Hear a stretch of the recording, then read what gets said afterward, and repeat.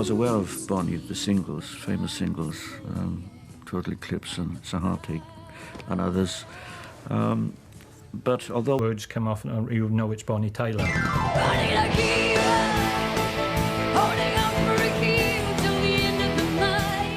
She's got an incredible voice. You know, I've spoken to so many people all over the world, top songwriters. The credibility she has with songwriters and producers is unbelievable.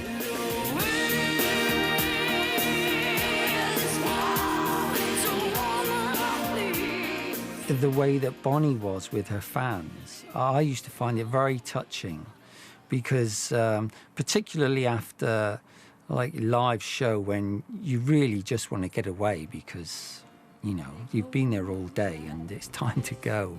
If I had the chance to do it all again, I would change absolutely nothing.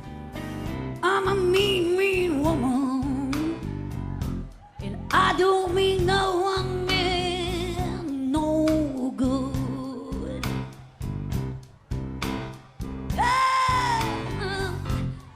Mean, mean woman, I don't mean no one man no good. Yeah, just tell me like you used to, yeah. And oh, I've been there. Bonnie Tyler, born Gaynor Hopkins, was brought up here in Skewen, near Swansea.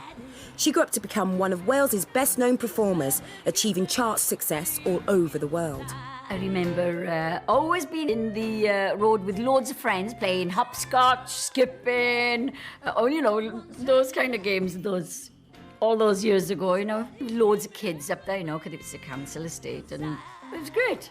In our house, it was never like, oh, be quiet, the baby's sleeping, you know. It was music. You know, you went to sleep to music, you woke up to music. It was music, music.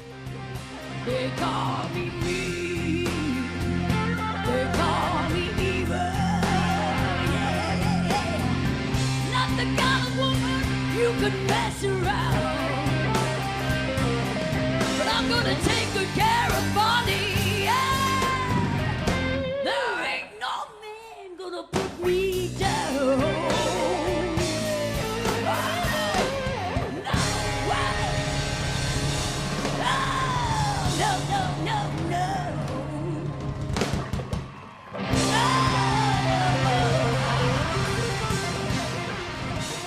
My mother was a wonderful singer, opera singer. Oh, just beautiful. I'm not kidding you.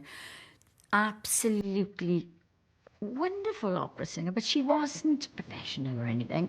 But people used to stop outside our house in Skewen, you know, just to hear my mother singing. Bonnie sampled an early recording of her mother's voice and used it on a song called Making Love Out of Nothing at All, released in 1994. My father was just a pub singer, darling, when he'd had a few drinks. But no, and when I wanted to sing, my mother was thrilled to bits, you know, but my father was a little bit worried about it in the beginning. And my father used to tape the top 40 every Sunday for me. I used to run through the reel to see which songs I liked, and then whichever ones I really liked, I'd write the words down for and sing with a hairbrush, you know, into the mirror. My influences that really I loved listening to Tina Turner.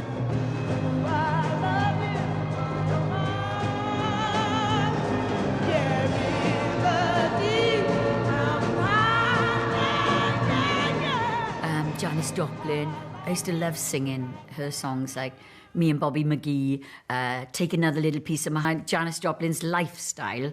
I wasn't, of course, you know, I'm not interested in drugs or anything. It's sad that she was into that. But, you know, a lot of artistic people do these stupid things.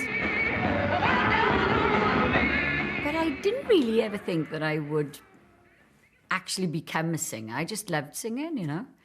But then an opportunity came. My auntie put my name down for a talent competition in the local rugby club in Skewen. That was the first time I ever sang on stage, and it was 1969. And I sang Those Were the Days and Can't Stop Loving You. And I came second. I won £1. So that gave me a little bit of an enthusiasm to answer an ad that happened to be in the local newspaper, you know, looking for 3 girls to sing with Bobby Wayne. So I went along to this audition, and it was in the Old Townsman then, which is Barron's now. And there was about 30-odd girls there, you know. I never thought I had a chance, but I was one of the Dixies. And then from my own band then, called Imagination. We were working like 6 nights a week, every week, you know, for peanuts, really. But we loved it, you know. Anything was better than working in a fruit and veg shop that I did work in when I first left school. I was in the Townsman singing, and Roger Bell came in. When I saw her then in 1974 in the Townsman, she just was that different. She still didn't have the distinctive voice she's got now, but she was still very, very different. And then I just had a phone call out of the blue to say that they got a record deal for me on RCA Records, and they released My Honeycomb. My honeycomb, the bees are buzzing, the birds are flown. It really bombed, you know. It was only played on the local radio stations. But they released Lost in France then. It went to number 9 in the UK, but it was a phenomenal hit in Europe, no? And it was in the top 10 for 6 months. And that was my first success. It's nothing like the first time, you know what I mean? There were just some kind of twinges in Lost in France that kind of, wow, we could do something with this, you know? She's a very emotional singer. She's got a great feeling. Sings perfectly in tune, which is an odd thing to say about a singer who sings in that style, because it's never mentioned, really. But she's a very musical singer, and individual, and great. In 1976, following the success of Lost in France, Bonnie developed nodules on her vocal cords, a problem that could have resulted in her losing the ability to sing. I had to go to hospital. I had to get my nodules scraped off. And you're not allowed to sing then for 6 weeks or even talk or whisper. Can you imagine me not talking or whispering? I tell you, it's hardest thing I've ever had to do, to not talk. Well, of course, I couldn't, could I? I could not talk because that's the way I am. So in the end, I was driving my mother to the hospital one day to go and visit my brother, who was in there with a knee injury. And at this point now, I had to write everything down, right? And I'm driving my mother now, and I'm thinking, I bet she hasn't remembered now the strawberries and cream for my brother in the fridge. So I can't just turn to her and say, hey, Mum, did you remember the strawberries and cream in the fridge, you know? So I got to pull the car over, get the pen, get the pad, write down, did you remember the strawberries and cream? Show it to my mother. Oh, no, she said. I went, ah! She has this immediately identifiable voice, which is a huge asset. She can sing a note, and people know who she is, which is, as I say, it's a huge asset. And I would, you know. Got into the limo, and It's a Heartache was on. And then you switch through all the radio stations. They got hundreds of radio stations over there, you know, and everyone I was switching to, like, they had the It's a Heartache on, you know. It was fantastic. Yeah, one day she asked me if I'd manage her, and I said, well, I didn't think I could. But then having thought about it for a couple of days, I thought, well, we could do something good together. And so that was that, really. So that's when we started, what I felt really, we kind of started getting serious about it. When you're looking for new record companies, I went to CBS, it was called then, which is Sony now. And Matt Winwood asked which kind of direction I wanted to go in. And I said, well, the songs that I really would like to record are the songs that Meat Loaf does, that kind of music, you know, because I'd just seen him then on the old Grey Whistle Test. And I thought, my God, I love that kind of song. I could sing that kind of song, you know. And so then when David and myself went to the record company, I said, that's the kind of music I want to do. I didn't know that his name was Jim Steinman. I just knew that he was the guy I wanted to work with, you know? Because at that point, Jim Steinman was a writer and not really a producer. You know, I felt that this would give a real twist to everything that we were trying to do. So Jim asked for some of my CDs to be sent to New York because he'd only ever heard, really, It's a Heartache, you know? Then they came back and said yes. We went over to New York, we met, we all got on like a house on fire. It was fantastic. I was like, oh my God, I got to work with Jim Steinman, you know? Fantastic. Because, I mean, he wrote everything on Bat Out of Hell, and that was my favourite album, you know? I used to play it to death, you know, in the car. And so that was it. He phoned while I was there and agreed that we would go over and record with Jim Steinman. And he played Total Eclipse of the Heart. Well, I'm not kidding you. It was just breathtaking. Mike, what's number one? Well, here she is. She's finally made it. This is her first number one. Here is Bonnie Tyler. That we were aiming to do, there was the kind of American angle, which I think was very important as well. The video for Total Eclipse was filmed in an old mental hospital in London, in a very huge mansion. It was freezing cold there, and I mean, it was a mega video. I mean, it was nominated for a Grammy. The storyboard was written by Jim Steinman because I felt that he'd written this fantastic. Always was a very hard song to follow up with. It was like fantastic for a good few years, and then it started to go down again, you know? My career's always been up and down, up and down. It's on and up again at the moment. I recorded another album with Jim Steinman called Secret Dreams, and that had the song Holding Out for a Hero on it. That was relatively successful, but after the success of Faster Than the Speed of Night, that we continue to produce.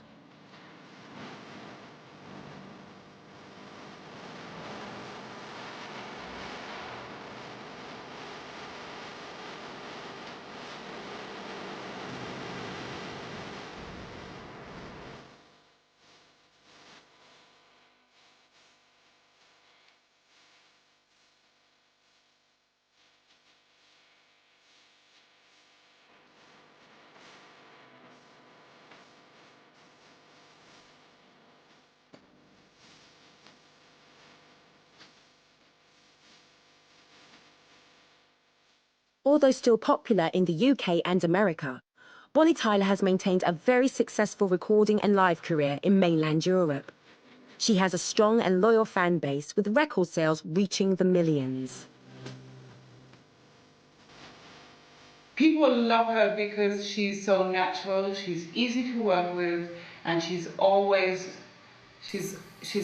there for her fans as well. You see, she pays a lot back towards her fans. She gives autographs, she's around, she talks to them.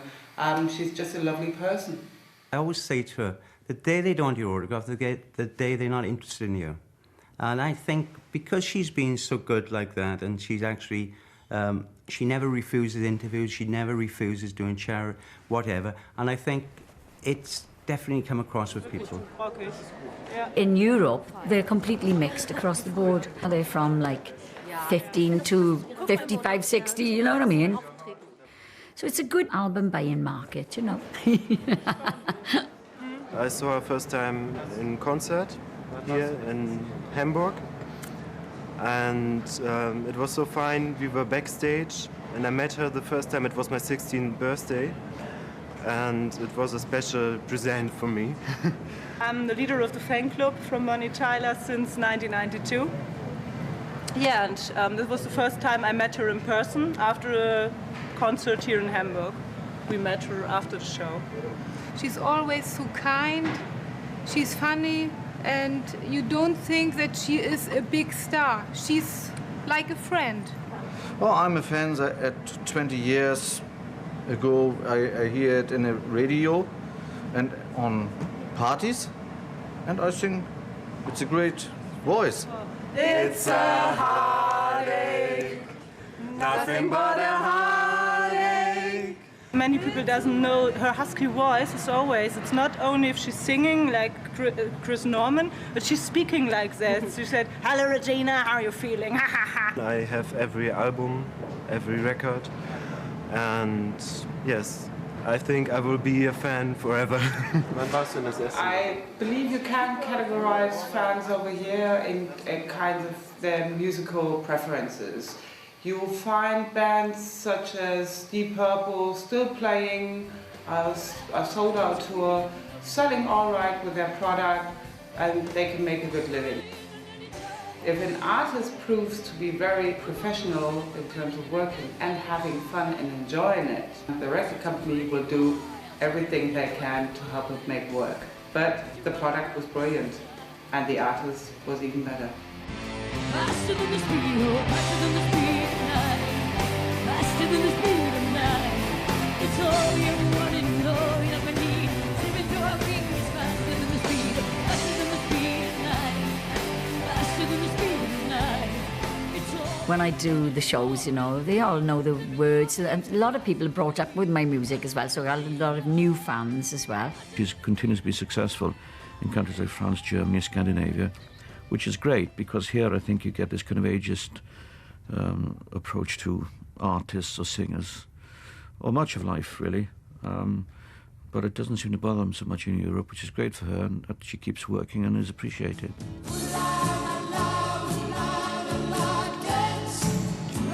In 2004, Bonnie started working with French producer Jean Lassagne in his studio in Paris and released a duet with Karine Anton called Si Demain. Welcome to Paris. The recording here in France. Great rock songs written by a great team of people, you know. And John Lassagne, he's producing the album. He's fantastic. I heard this song, right, and I thought, my God, it's all about a woman pleading with another woman, please, you know, like, find a love of your own. Don't go after my man just because you can. Can't see the wood for the trees. It's really gorgeous song. It's really ballsy as well. I hope you like it.